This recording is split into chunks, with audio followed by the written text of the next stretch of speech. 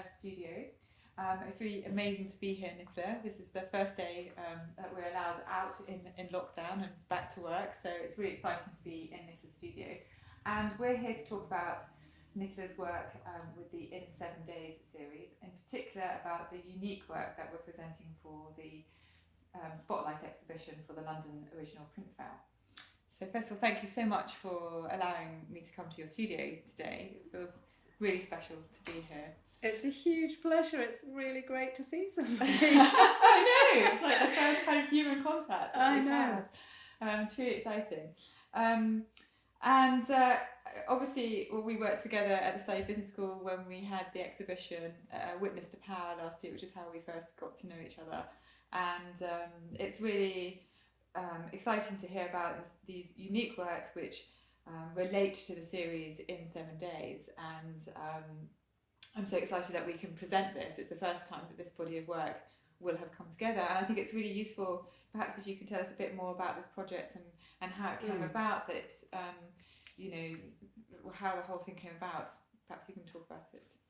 Well, 15 years ago I was pregnant with our first son, and my husband came back from America. He knew somebody who was planning to run for president, and I, as a white mother, was pregnant with my first mixed race child, and this guy was mixed race. It was Obama, and I was really kind of thinking about the role models for my children, as all first-time mothers, I think, really start to focus in on what is the world out there for their children. And I was very focused on the fact that there were, outside popular culture, almost no role models for my unborn son. And so that set me off thinking and going on a journey, really, that I am still on, but this work was a really huge part of. And I basically persuaded Obama to let me follow him on his campaign. But I wasn't with the press corps. I was I had a sort of insider, very particular and unique insider-outsider kind of situation, because I'd be right close to him, not on the press rack. But I didn't have big cameras. I just had a tiny instant camera, my small automatic camera, and my sketchbook, because I really wanted to kind of experience and really be a witness and not compete with all the millions of incredible, brilliant photographers and journalists and everybody else that was sort of watching this period in history. I felt that my role was actually to witness it on behalf of my children and on behalf of their whole generation, actually, and to think about not what did this mean in the moment, what would it mean if he became president, what was the kind of politics with a big P, but really what would be the legacy if this even happened. Just even at the time, the idea of it was so unrealistic. It's hard to think back to that time now, but I wanted to think about what would it mean in 20 years' time. It's amazing that you had that opportunity and that insight to sort of to take that leap of faith to travel over there. Were you pregnant at the time then? So I was well, actually I then actually in that time had my second son. Okay. And I stopped breastfeeding him in order to go to Denver when Obama won the nomination. Right. And yes, I stopped breastfeeding him to go on that. I went to New Hampshire. I went all over America. I was there on election night. I was there at Inauguration, and I would go to and fro America. I would leave my small babies behind, and it was a huge leap of faith, actually. And I didn't ever really have certainty, although Obama had agreed to it.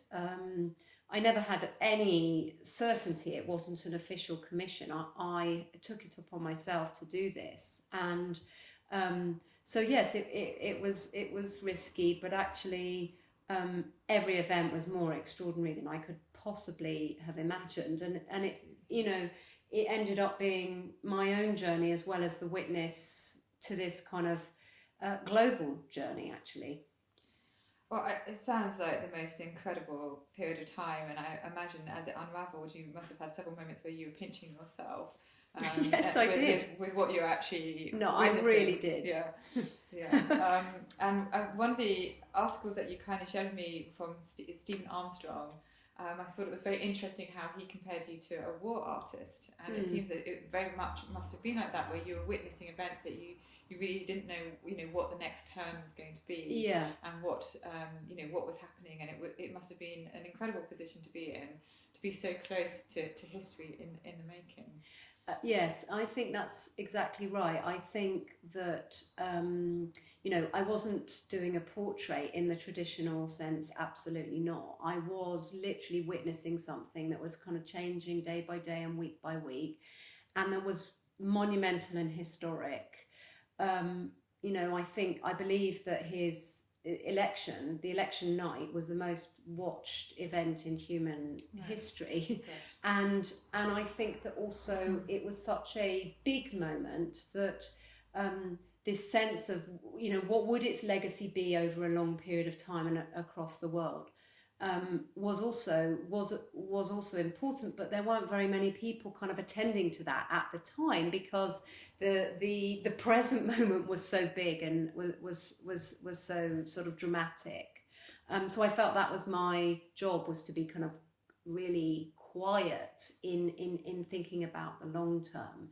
And to that end, I didn't tell anybody that I was doing it.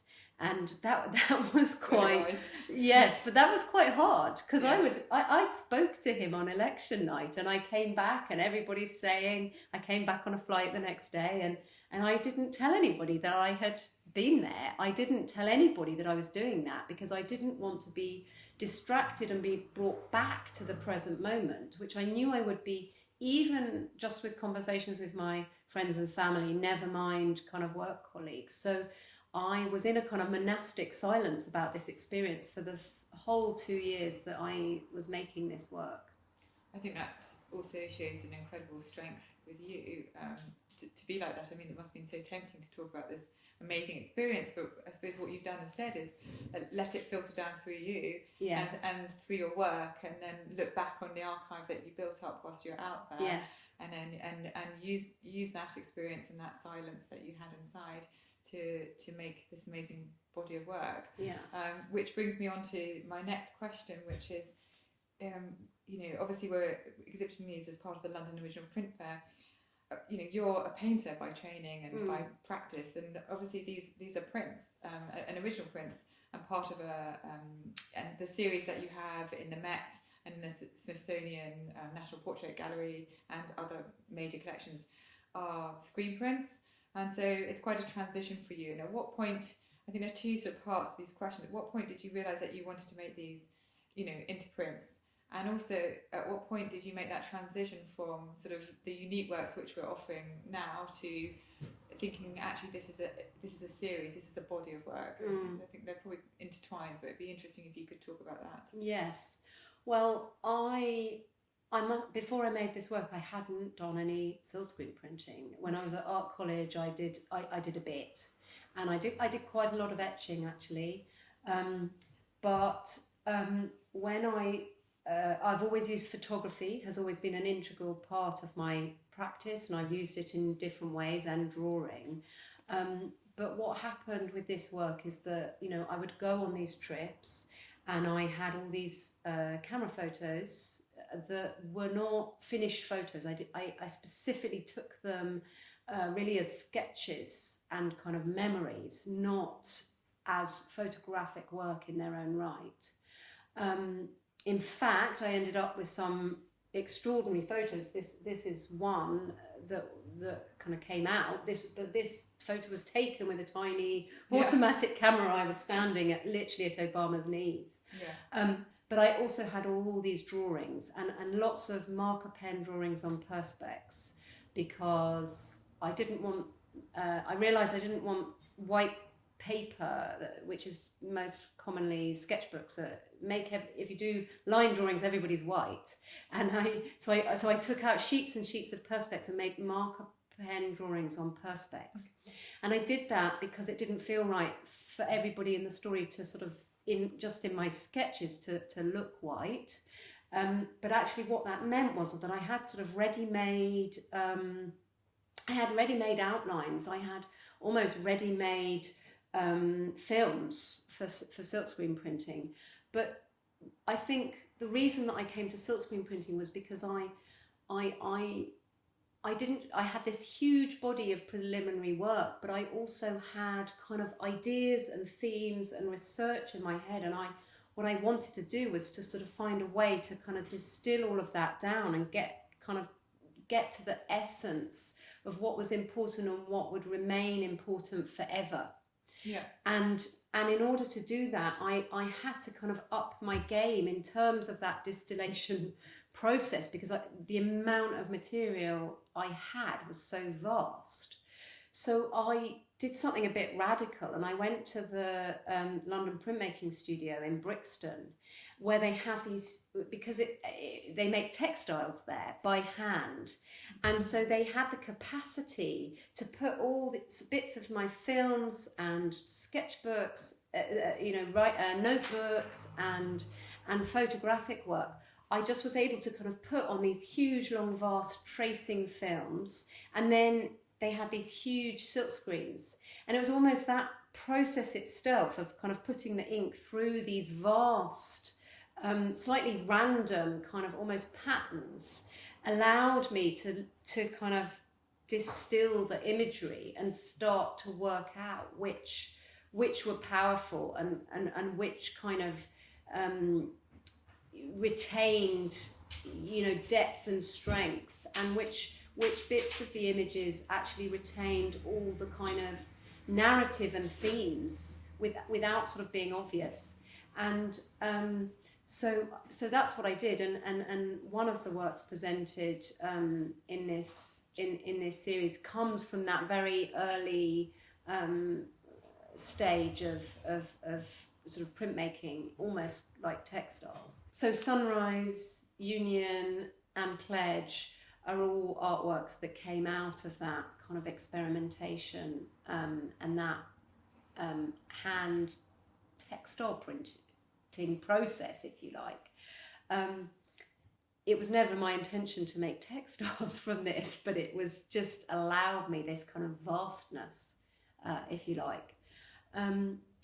Once I had had multiple works in that, as a result of that period, most of which were on tracing paper and massive kind of rolls of paper. And through looking through all of that, I started to kind of identify which gestures and stances and which bits of the story kind of held the most, if you like. And then I started to work with those pieces of my work, if you like. And at that point, I decided that actually I wanted to continue with the silkscreen printing process. And that was the point that I decided that actually it was the best way for me to contain the story, some of the preliminary kind of gestures and elements, photographic elements that I had, but also that I could combine with my own drawing and my painting, my oil painting techniques. So they work really powerfully individually, but they also work amazingly well as a series. And I think that's what's quite interesting as a sort of social historian, artist. You're telling a story through this series and really distilling to a very kind of not abstracted, but a very unique image. Very, very powerful moments. And I think they work individually, but also as a series. So did you have a sense, that it was going to be a series and that you needed to tell a story through a series of prints? Was that something that you felt quite early on, or was it always going to be a body of work?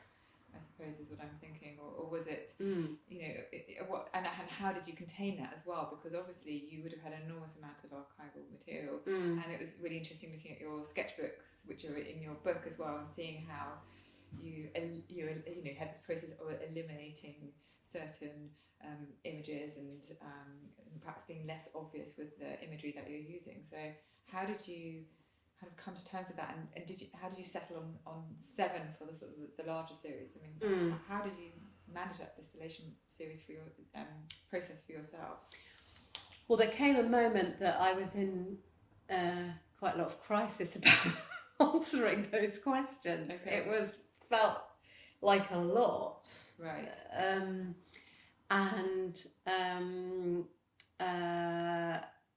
I prayed quite a lot. I mean, I literally I had to ask for help, pretty much. It sounds kind of crazy, but I couldn't do it on my own, really. And I got a massive sheet of paper one morning when I woke up, and I kind of wrote a mind map, if you like. And in the writing of that mind map,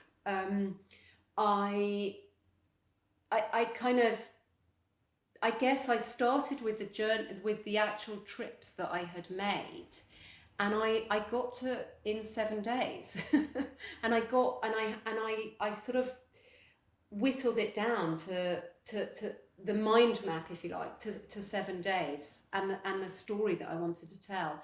And there's multiple stories in this, but it's a cycle.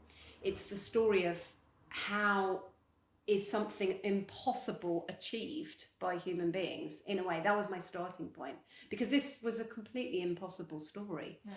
And so I needed it to be a cycle, and I needed it to find a way for it to be really clear. And I started working on, the 7 days. I wasn't sure at that point that it would be just 7 images in the end, but that's where I started. And that helped me also to kind of work out what it was that I wanted to try and say through these images. And in a way, that mind map came at a similar time to sort of finishing that huge amount of work at the textile print workshop.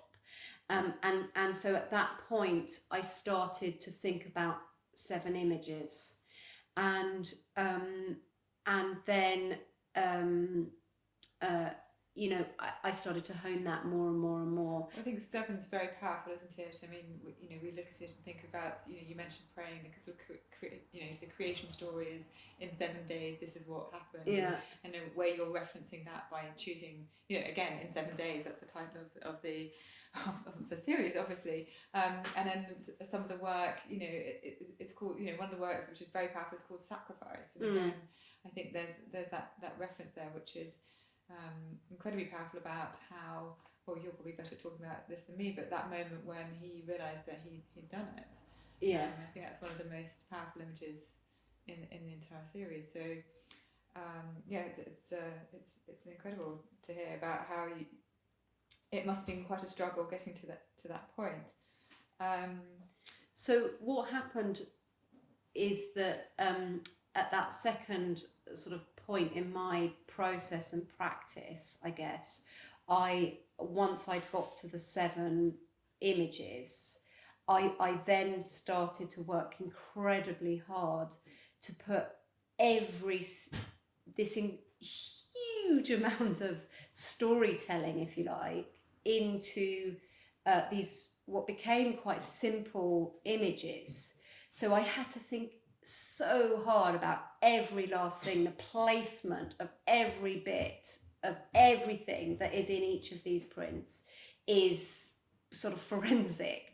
The colour that I used took kind of months to mix up and get right, so that every bit of every colour and every line and every negative space, as well as the positive kind of form, is actually loaded with imagery, loaded with narrative and symbolism and story even though at first sight they're very simple images. But I think I can talk for hours about each image, but in a way I don't need to, because everybody can everybody will take different things from each one. We were talking about this earlier, weren't we, before we started filming, about how this is part of our collective history, and this body of work is going to resonate for years, decades, centuries. I mean, as long as the work lasts, it's going to have a resonance in our history of humanity. So it's really difficult to, you can't overstate how important this body of work is, really, from that point of view. And I thought it'd be also really interesting to talk about how some of the work changed. So we've got Circle of Hands here, which has also been made into a sort of a print of a smaller, different colourway editions. And the first work of that was called Light to Times, and I think it's quite interesting to see how that helps perhaps illustrate the distillation process, because with Light to Times you've got many hands in the circle, and that's Denver, isn't it? When there was this wave that happened. And, I think the unique work that we're offering is really powerful, but what made you think I need to, again, there was a transition there from one image to another. Yeah. Perhaps you can talk to us about that. Yeah. The final stage of the process, I in order to get each image exactly right, I had to try, different things, most of which I threw away or were rejected. But in that process, what happened was that there were a few images that really worked in their own right. And for example, Light 2 Times, which is in this series of work, in many ways, I wanted to keep it like that. Yeah. It conveyed the sense of kind of urgency and connection to the history as well as to the future. It conveyed a sense of I felt this thread of history going back as well as going forward. And in Denver, when Obama got the nomination, everybody in the football stadium, there were 70,000 people, and they did, a wave like you have in a football, and it went round and round this huge stadium. And it was to the day, the 45th anniversary of Martin Luther King's I Have a Dream speech. And in these hands, I felt that kind of connection right back to that day. And I felt, what is that day in 45 years' time? Yeah. So Light 2 Times really conveyed to me that sense of kind of all those people connected, both across time and in that moment. So that was really a powerful piece, but in the end I had to be absolutely brutal. and I decided that when I made this final series of 7 works where I would present these 7 pieces together, that actually all I needed was 7 hands. Right, so again there's different decisions with presenting unique work, like the work we've got that we're showing this exhibition, to a body of work that comes together. Exactly. Yeah. So, and the same with Day 2 Struggle. Yeah. We're presenting, Struggle Glory, where there is a yellow background. Yeah. And Struggle Gold, where there's the red hand with a gold background. Yeah. And both of those nearly made it. Yeah. And actually I still feel very strongly attached to them as images. But in fact, when I had all 7 pieces together, the yellow and the gold there was too much competition with the other images, and so I went in the end for this kind of purpley grey colour. There were lots of reasons why I went for that, but it didn't. But actually, I kept that glory and gold because they 100% worked in their own right. And they came first. They came first. Yeah. So that's what happened, and in many ways, I'm very attached to those original images. I'm sure. It's been quite an incredible journey for you, and we're talking about how it's it's ongoing. I mean, this is a project which is I can imagine all-consuming, and it's so relevant to us, now and will be in the future. And I just wanted to quote. I wanted to talk about a bit about how relevant it seems now to be looking at this series of work now that we're in lockdown and we're facing our own sort of troubles, and it's interesting to see what President Obama wrote about your work. So I'm just going to read this quote where he says, "It is my hope that Nicola's artwork will spawn a sense of great hope in its onlookers and serve as a reminder of all that is possible when we presume the inherent goodness in one another and work in common effort." And I think that's a really positive message to be bringing through this work, and also in these strange times of lockdown. And I wondered if you could perhaps reflect on that, and also tell us a bit about how it's been as an artist during lockdown. I might also note that Nicola's studio is right next to a church here in North London, which today has been taken over for a food bank. So we can see today the immediate effects of it, but it'd be really interesting to hear how it's been affecting your life. Well, I've thought a lot about that time that I spent in 2008 on this campaign. I felt very connected to people all over the world at that period of time, because everybody was, interested and thinking about this story at the time. And I think overwhelmingly it was a story about how something completely impossible and unthinkable was achieved.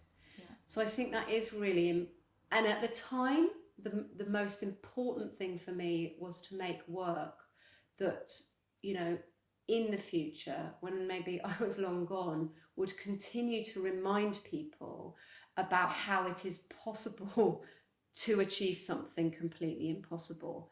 And I think right now, when we're facing something globally that's unprecedented, unknown, has come, very quickly, almost out of nowhere, and so many people are struggling, and globally we're struggling. There's so much uncertainty, and it feels impossible. It does feel impossible, but common endeavour, we will be able to overcome it, and actually, hopefully some good things will come too. So it is important to think back to periods in history where we as human beings have achieved impossible things before,